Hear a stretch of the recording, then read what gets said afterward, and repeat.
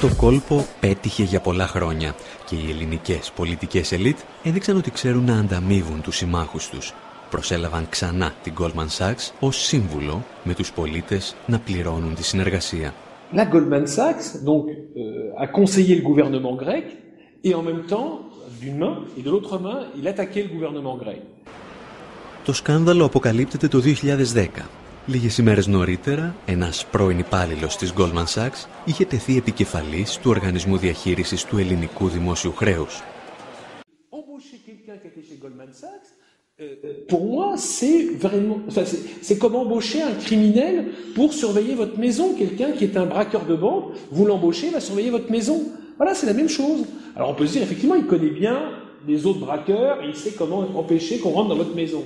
Mais ça n'a pas, objectivement, on se rend bien compte que c'est pas comme ça. Le risque est quand même plus grand que, un jour, il profite de votre absence pour tout piquer.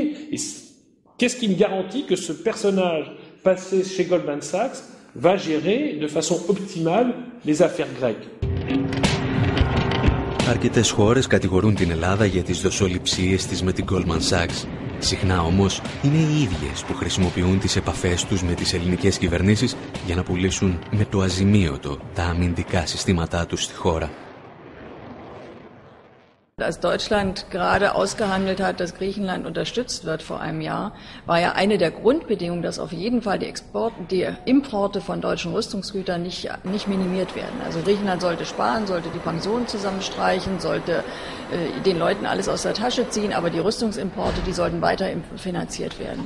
Und das zeigt natürlich auch schon die ganz klare Interessenlage. Also die deutsche Bundesregierung ist da im Grunde der Anwalt der großen Rüstungskonzerne und der Exportindustrie. Und die haben jetzt ein Interesse daran natürlich, dass sie trotzdem weiter exportieren können.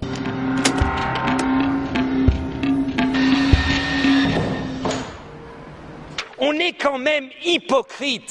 Ces derniers mois, la France a vendu 6 frégates à la Grèce pour 2,5 milliards, des hélicoptères pour plus de 400 millions, des Rafales, un Rafale à 100 millions. Là, malheureusement, mon espionnage ne m'a pas permis de dire si c'est 10 ou 20 ou 30 Rafales. Ça fait presque 3 milliards. Et puis il y a, l'Allemagne a vendu 6 sous-marins dans les prochaines années à la Grèce il y a quelques mois. Ça fait 1 milliard.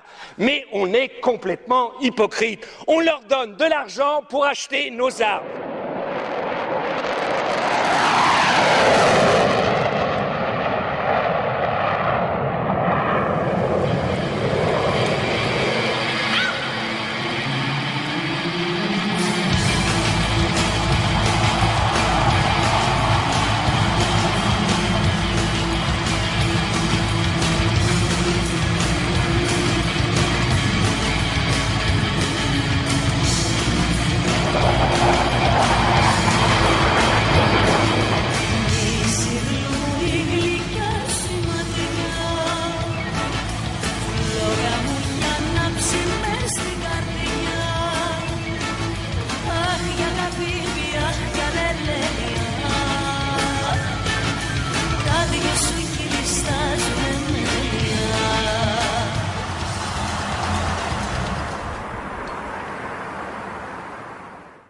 Μπροστά στην ευρωπαϊκή υποκρισία, εγκληματικές υποχωρήσεις συνοδεύουν εγκληματικές αποφάσεις.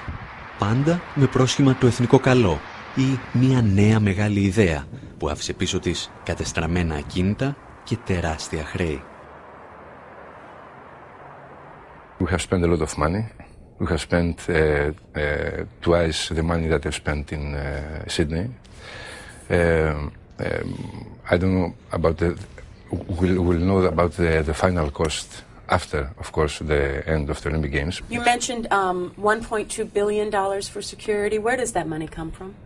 We have the money. It's Greek money, or is it from the Olympic Committee? Does some of it come from the United States? No, we're talking about Greek money now. We're talking about money that is more than we can afford, maybe. Mm-hmm. We're talking just about security.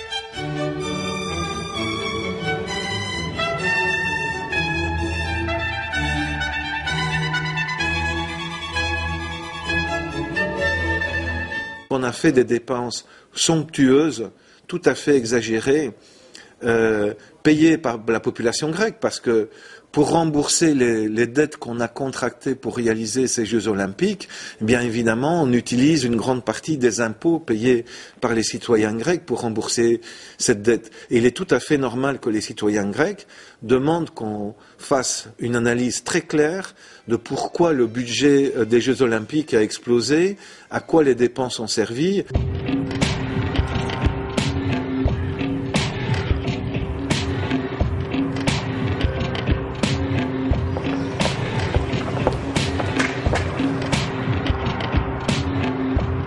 Οι Ολυμπιακοί Αγώνες και η σχέση διαφθοράς με εταιρείες όπως η Siemens και η Goldman Sachs αποτελούν την κορυφή του παγόβουνου συμφωνιών που κλείνονταν σε βάρος και εν αγνία των πολιτών. Υπάρχουν όμως και πολύ σημαντικότερα ζητήματα, τα οποία δεν αφορούν μόνο την Ελλάδα, αλλά όλες τις χώρες της ευρωπαϊκής περιφέρειας.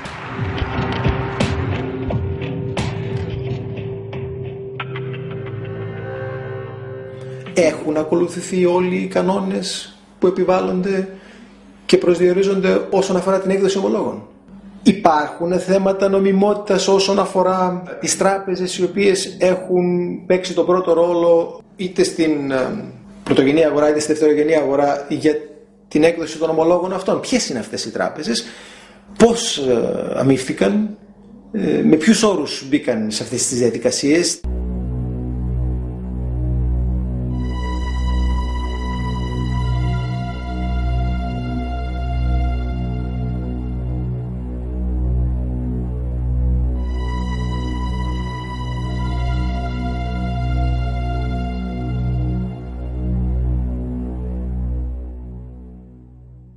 Also ich denke, dass ein Großteil der Schulden, die derzeit als Staatsschulden im Euroraum existieren, illegitime Schulden sind, weil es sind Schulden, die durch eine Politik entstanden sind, die sich gegen die Interessen der Mehrheit der Bevölkerung gerichtet hat. Und deswegen soll jetzt nicht die Bevölkerung diese Schulden abtragen.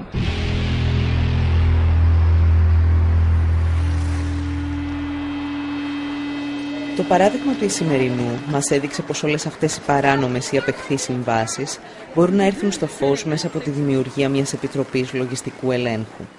Γιατί δεν μας λένε καθαρά ποιο είναι αυτό το χρέος, πόσο είναι αυτό το χρέος και πώς δημιουργήθηκε αυτό το χρέος και πού οφείλουμε και σε ποιους οφείλουμε. Γι' αυτό είναι αναγκαίο και απαραίτητο ένας λογιστικός έλεγχος ώστε να προσδιορίσει ακριβώς τι είναι αυτό το χρέος. Γι' αυτό λέω η γνώση και η απόρριψη όλων των ψευδολογιών που λένε και η κυβέρνηση και οι εταιρείες που αρπάζουν το χρήμα του ελληνικού λαού και τα παπαγαλάκια που πληρώνονται αδρά για να υμνούν την κυβέρνηση.